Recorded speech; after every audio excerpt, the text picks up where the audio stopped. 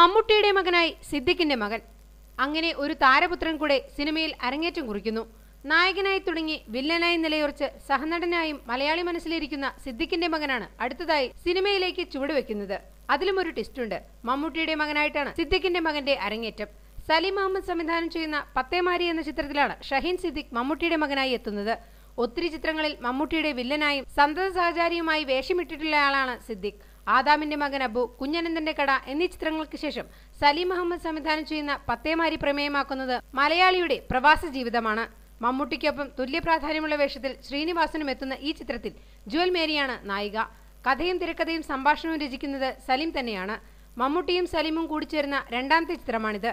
തൊട്ടുമുൻപുള്ള കുഞ്ഞനന്തന്റെ കട വികസനം ഒരു മലയാളിയുടെ ജീവിതത്തെ എങ്ങനെയാണ് ബാധിക്കുന്നതെന്നായിരുന്നു വിഷയമാക്കിയിരുന്നത്. അതേപോലൊരു സാമൂഹ്യ വിഷയമാണ് ഇത്തവണയും അദ്ദേഹം കൈകാര്യം ചെയ്യുന്നത്.